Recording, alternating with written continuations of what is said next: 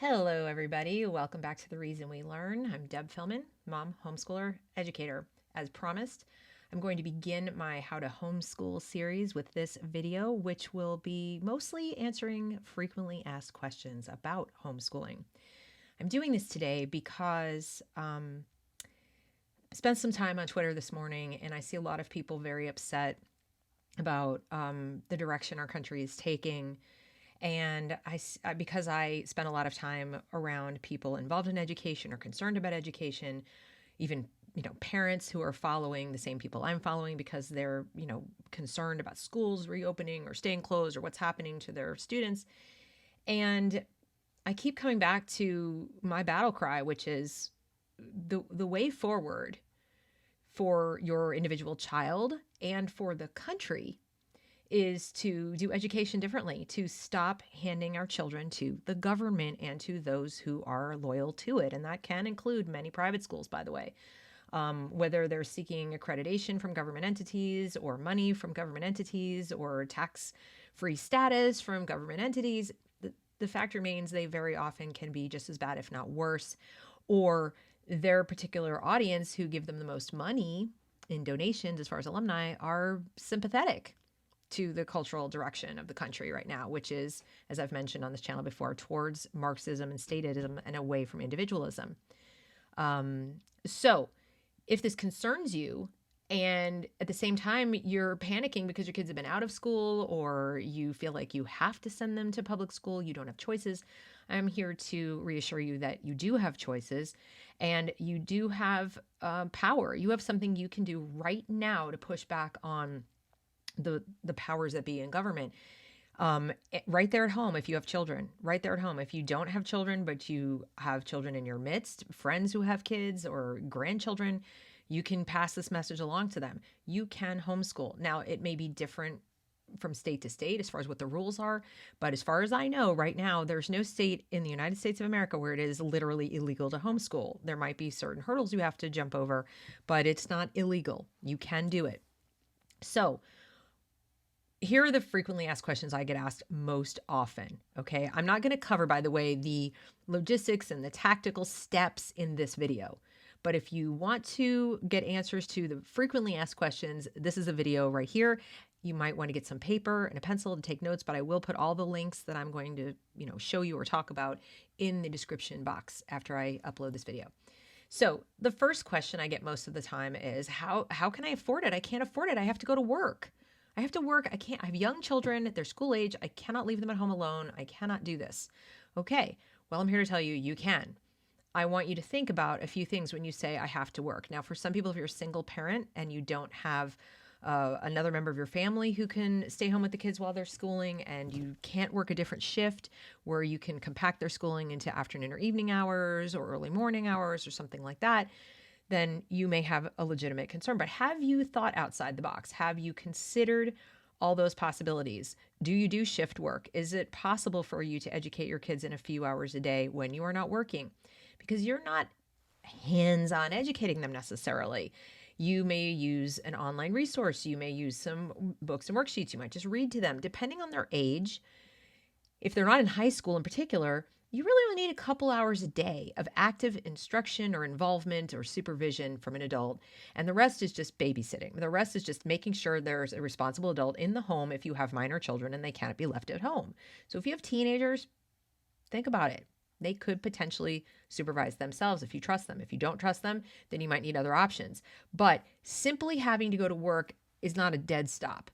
There are ways to think about it because you need to get outside of thinking that schooling happens from 7 in the morning until 3 in the afternoon or 8 in the morning until 4 in the afternoon or some, all day long situation. Stop thinking of school as your daycare center and start thinking of school as your children learning, and that doesn't need to take up the whole day. Okay. John Taylor Gatto, who was an educator for many decades, he won lots of awards, wrote many books. Sadly, he's no longer with us, but after decades of experience, he said he wanted parents to understand it only takes about 100 hours total for your children to learn everything they need to know to just go out and function. So the basic skills. So think about that for a second. 100 hours total. How many hours are they spending just in school, potentially wasting their time or learning things you don't want them to learn? and you think you're dependent on it because you have to go physically to a job. So that's one option. Another option you can look into are something called co-ops. So you can look into places you can take your children that are essentially homeschooling. In other words, not physically in your home, but they are alternatives to going to the public school or going to a building specifically. And here's an article in Homeschool Mom, okay? And it is about a co-op. A homeschool co-op is a group of families who meet together and work cooperatively to achieve common goals. Co-ops can be organized around academics, social time, the arts, activities, crafts, service work, or projects, or some combination of these. Most geographic areas that I've looked at across this country have at least one co-op. Many have just dozens and dozens, sometimes hundreds. You could even seek to start one. If you have coworkers in the same boat with you and you want to start a co-op and trade off, who's supervising the kids while they work through an online school or while they sit and do crafts or work through some curriculum that you've purchased. And that will bring me to my next point, which is about affordability. But as far as physically what to do with your children, there are options, and you just need to sit and think about how much time do they really need to be doing education and how much of it is I just need childcare. Okay. And depending on their age and depending on what they're doing, that will help you answer that question. But you should not just go dead stop. I have to work. I can't homeschool them, because homeschool doesn't mean in your kitchen. Just remember that. So that's the first answer. So the second thing is, I'm going to go back to, I have this Facebook list of groups up because I also want you to understand that many of the answers to today's questions will be found on Facebook or some other social media where you can go and just search for what's around. Having the internet has made homeschooling exponentially easier. So the second question I get is about the affordability, and people say, I can't afford it. What do I do? Okay, well, there are many blogs that have addressed that. Here's one. Somebody says, I can't, this is on Joy in the Journey. It's just a blog. Okay. There are just thousands of these blogs, but I've found this first thing in a search. I can't afford to homeschool. Yes, you can. And so first, I find there's an assumption that you have to run out and buy all kinds of things, that teaching your kids or your kids learning requires lots of stuff that you don't have around your house. And that's just not true. Again, depending on their age, if you're talking about kids in high school, it's a little different, but K through 5, you probably have things around your house that you could use. That plus the internet plus a library card can get you very far. But here are the things you may not be thinking of that you spend money on because you send your kids to school and they're costing you money. So if you're in a low income bracket, it might actually save you money to homeschool. It did for me. When I first started, I found myself shelling out a whole lot less money on things like back to school clothes. My kids could literally spend their day in their sweatpants or the same clothes they wore the day before if they had to or they wanted to. And let's face it, a lot of kids want to do that anyway.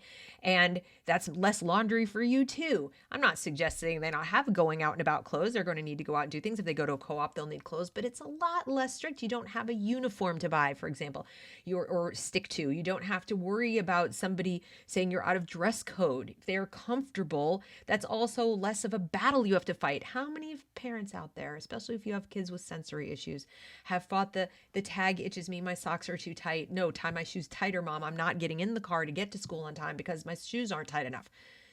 You don't have that anymore. You don't have to worry about that anymore. Wear what you're comfortable in because nobody else cares and everyone else is doing it, and you don't have to have a special budget. You don't get pressured to participate in school fundraisers, to give money to them, to donate things to them. And let's have a little conversation about that long list of school supplies. You don't need 95% of that stuff. Okay, you just don't need it. And let's face it, you walk into Target or Walmart or whatever place you go to get that big, long 2, 3, 4-page list. Most of that isn't even for your child. You're buying it for the school. These schools that take your tax dollars and then they tell you to go to the store and spend $150 or $200 on school supplies every year that you will hand over to be put in a communal pile. I bet you enjoyed saving that money this fall when the kids were at home involuntarily, right? Okay, guess what? You get to do that all the time. And school lunches, same thing. If you get free lunch at school, you might think, but I need that food. I need that. Okay, I understand. But when your kids are at home, you can find economies of scale other ways. You can shop at, discount stores. You can buy a lot, in bulk, make their sandwiches, whatever you have to do, or simply feed them a little differently. As far as, making sure they have lots of little snacks. Especially little kids like to snack all day. I'm not suggesting processed foods, but give them healthy, lots of little snacks. You don't have to worry about making a big meal, especially if you're not going to be home. prep some little snacks. So, if you, um, and if you make lunches or you send your kids with money to buy lunch, that's just money in the bank. Now, as far as a homeschool curriculum, if you want to buy books or you want to buy manipulatives for math or textbooks or things like that, you can buy used. Now, where I live, there are two different used homeschool specific stores.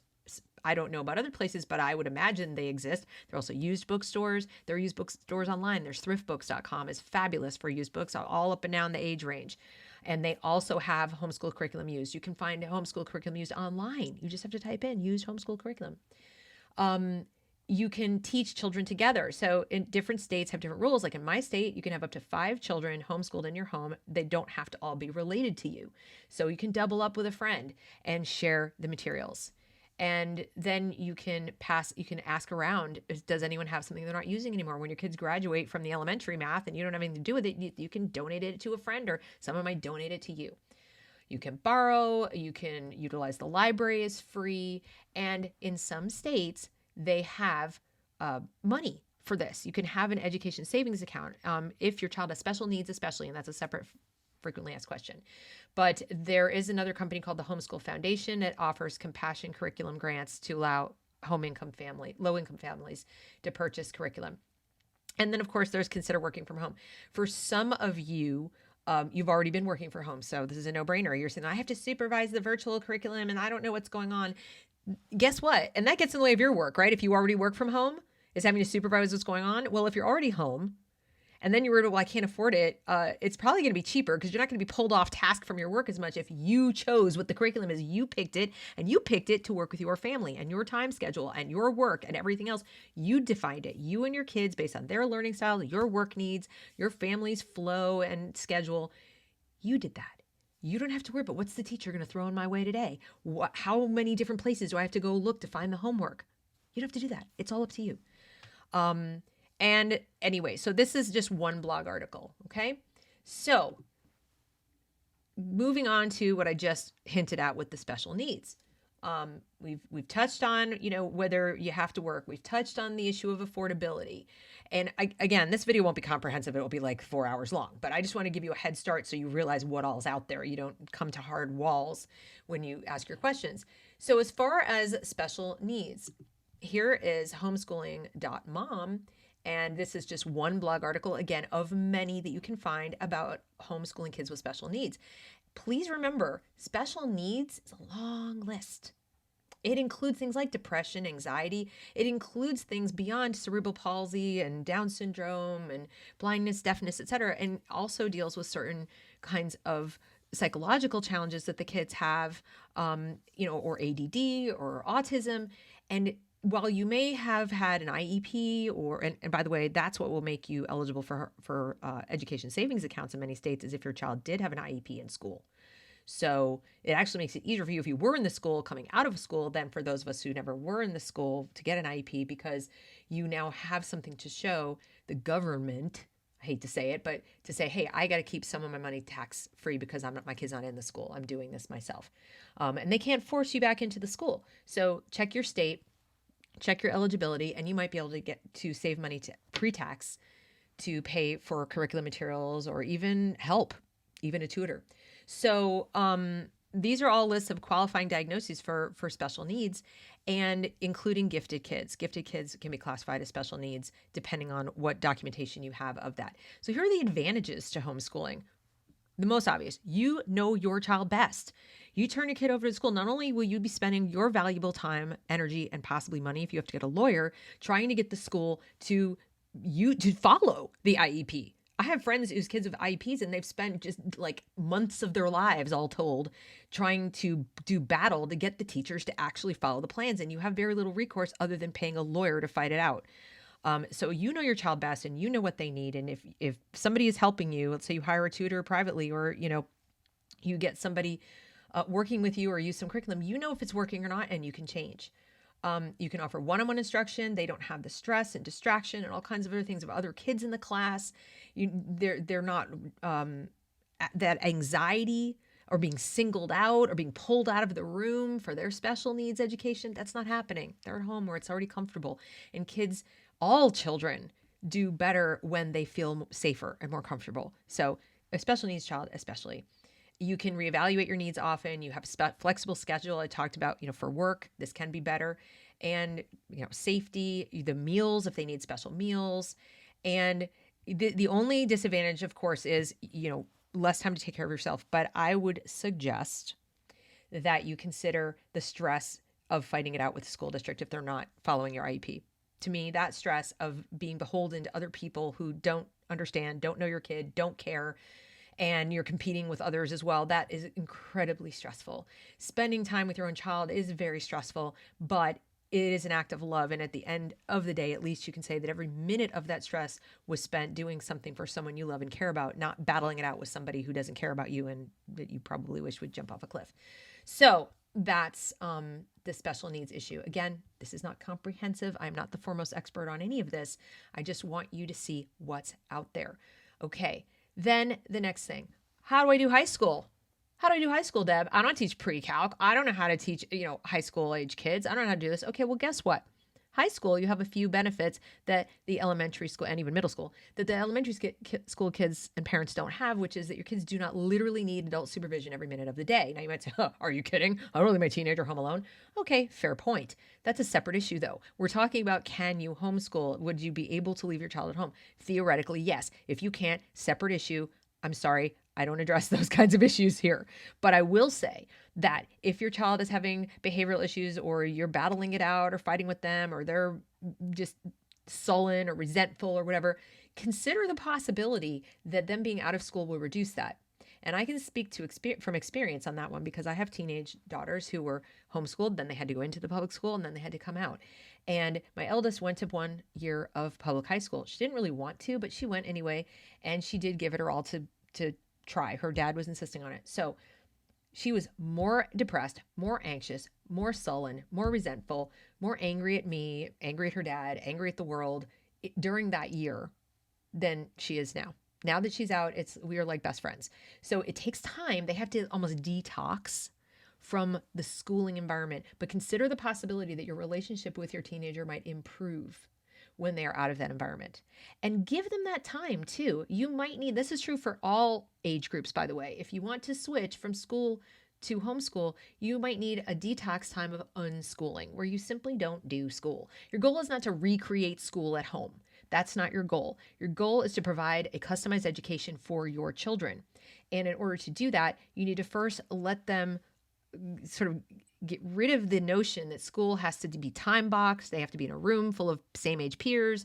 They have to be dressed a certain way. They have to be focused on certain things, or they have to be avoiding certain things. The only thing you have to maintain is control over their devices, of course, because if you allow them to have free reign over their devices, they're probably not going to be as inclined to read a book or do some of the, homeschool work that you want them to do. But initially, let them have some time to just regroup, play board games, read for pleasure, even watch documentaries on TV is still a better use of their time if you choose the documentaries or learning programs than forcing them into a time box situation straight away. Now, if you have a child who loves that, and there are kids who do, there are kids who are like, I love structure, and Mom, when am I going to school? And they love that.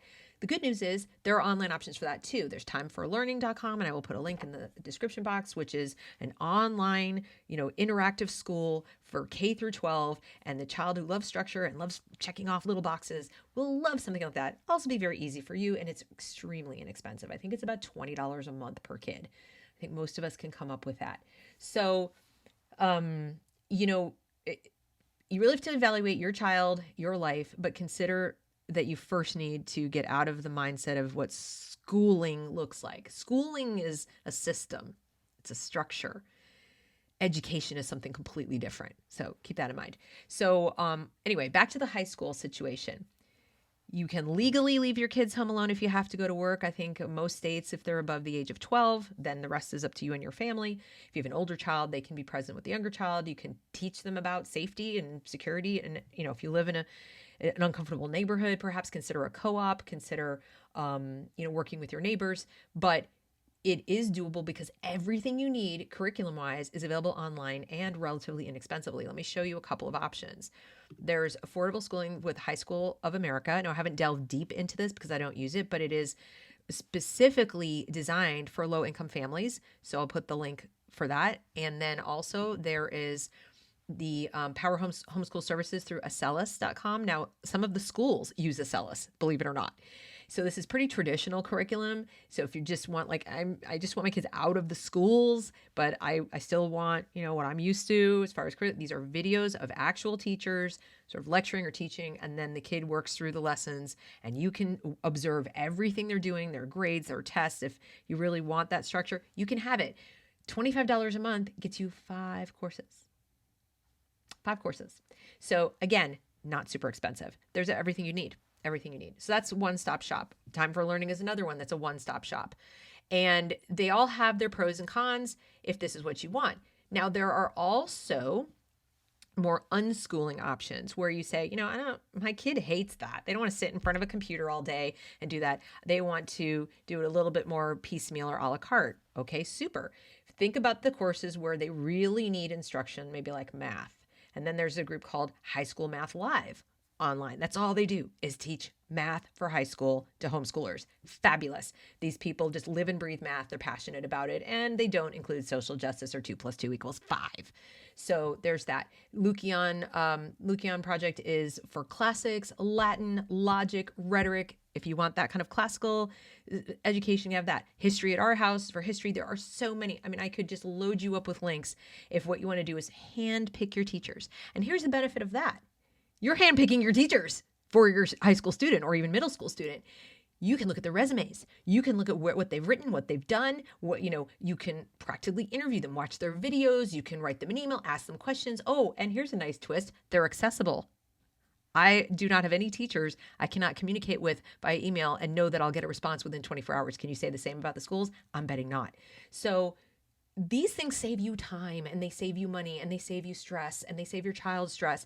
So think about all the things that go with schooling that suck, that make it expensive, time consuming, painful. Think of how much angst you've had all these months where it's like, the schools are closed. What do I do? Well, you educate your own is what you do. Okay. So high school is available to you. You don't teach math. No one expects you to. No one ever expected you to. Very, very few homeschool parents teach their high school kids their own stuff. Now, your next question is probably, but what about a transcript? Okay, super. There is a website where you can purchase a template system for transcripts. There are also free templates for high school transcripts if you need to make your own.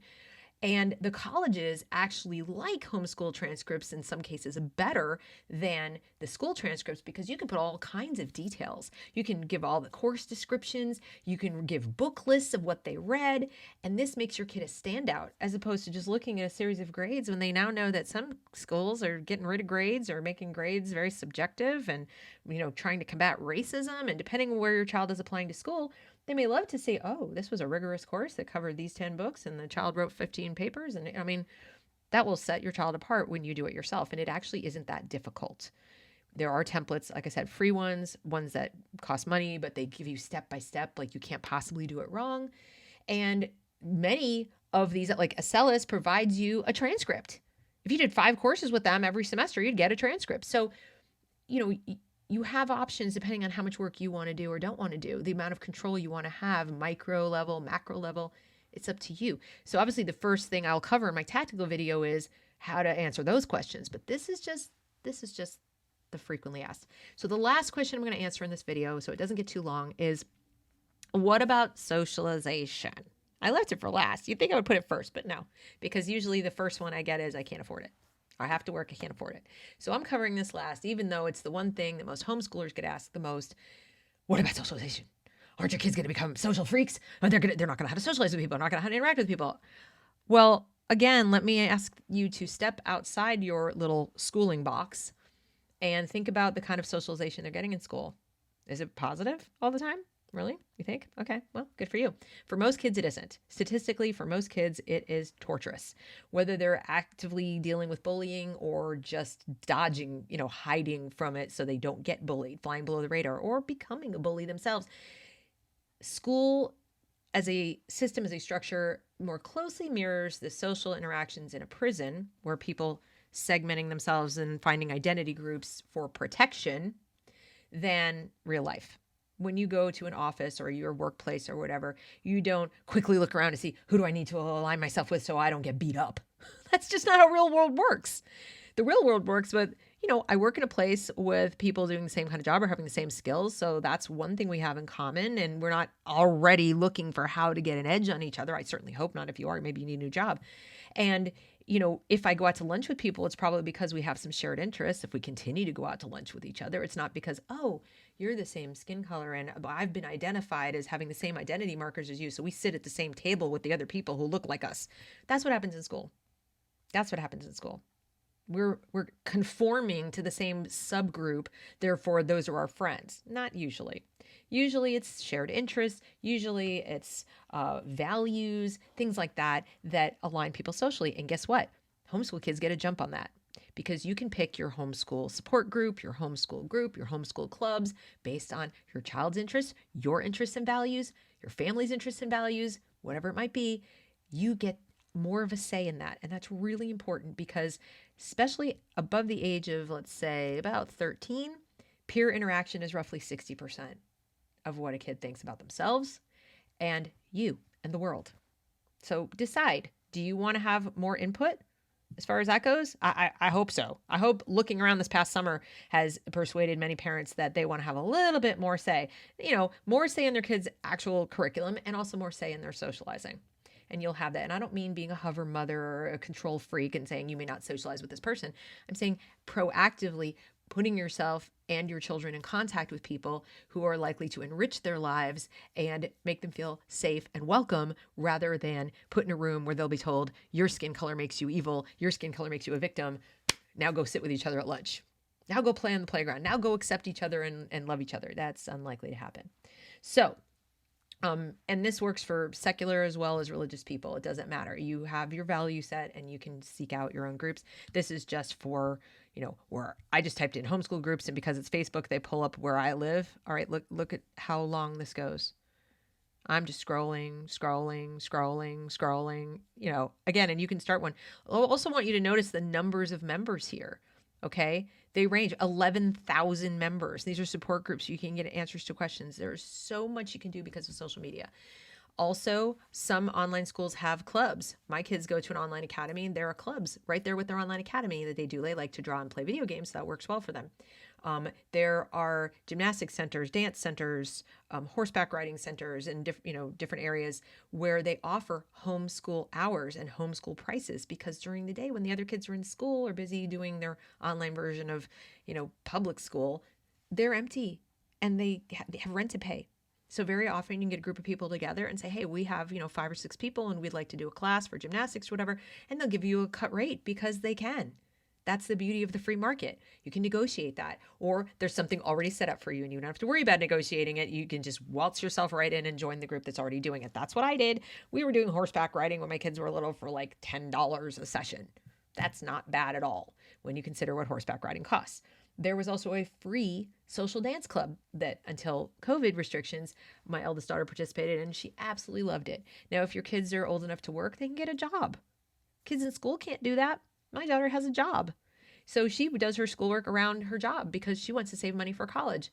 There are advantages, even for your high school kid, maybe especially for your high school kid. So that brings me to the end of this video. These are the most commonly asked questions that I get, and I just wanted to quickly jump on and answer them for you today because I'm hoping it will empower you. I'm hoping when you look around and say, oh my goodness, things are not going in a direction I like, and I'm so frustrated, you can realize you have a lot more power than you think, and we will change this country more. We will preserve liberty more by doing this than any other thing. Leave politics to the politicians and the people who care about that. It's people who make our country and our culture what it is. And politics is downstream from that. So you have a lot more power than you think if you have a child. You get your child out of that system and you treat them like the individual they are. You champion liberty and individualism with them and show them by example that they as an individual matter. And hopefully we can make bigger, broader changes later. I'm not saying that's why to do it. I'm just saying feel empowered because you have a lot more power than you think. And that's true even, like I said, of parents with special needs. special needs people do not fare especially well in state-run societies. Between healthcare rationing and other measures that come into play when the money runs out, liberty ends up being more essential to them than any specific skill they will learn in school. So help preserve their liberty by getting them the heck out of the schools. That's my final message. I hope you've enjoyed this content. If you have, I hope you will like, share, comment, subscribe, and stay tuned for later in this week when I start getting into the tactical of how to do these things. How do I choose? What's my step one? Okay? Thanks for watching.